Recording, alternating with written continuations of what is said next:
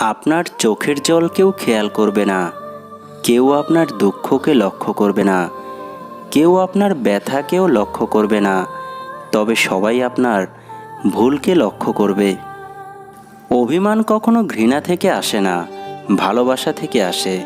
যার প্রতি ভালোবাসা বেশি, তার প্রতি অভিযোগও বেশি। সম্পর্ক একটা পাখির মতো, যদি তুমি তাকে খুব শক্ত করে ধরো তবে সে চাপে মরে যাবে, আর যদি খুব হালকা করে ধরো তাহলে সে উড়ে যাবে। কিন্তু যদি খুব যত্নের সাথে ধরো তবে সে থেকে যাবে।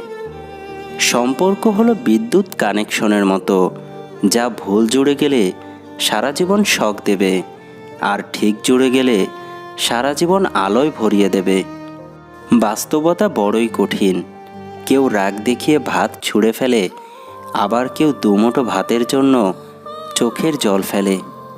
জীবনে এমন কাউকে ভালোবেসো না যার কাছে প্রয়োজন ছাড়া তোমার কোনো মূল্য নেই। তাকেই ভালোবাসো যার কাছে প্রয়োজন ছাড়াও তোমার মূল্য সবচেয়ে বেশি মূল্যবান। যে আপনাকে হিংসা করে তাকে করতে দিন, কারণ আপনার গুণ আছে বলেই সে আপনাকে হিংসা করে। নিজের জীবনকে অন্যের সাথে তুলনা করো না, কারণ সূর্য ও চাঁদের মধ্যে কোনো তুলনা হয় না। তারা নিজ নিজ সময়ে উজ্জ্বল হয়ে ওঠে। কিছু মানুষকে 99 দিন উপকার করো আর একদিন না করতে পারো, তাহলে সে ওই একদিনটাই মনে রাখবে, আগের 99 দিন ভুলে যাবে। মেয়েরা চাকরি না করলে আরামে খেয়ে মোটা হচ্ছে, চাকরি করে রাতে বাড়ি ফিরলে সেই মেয়ে দুশ্চরিত্র।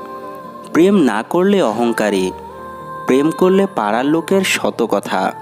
প্রতিবাদ না করলে নিশ্চয়ই মেয়েটার দোষ ছিল, আর প্রতিবাদ করলেই সে খারাপ।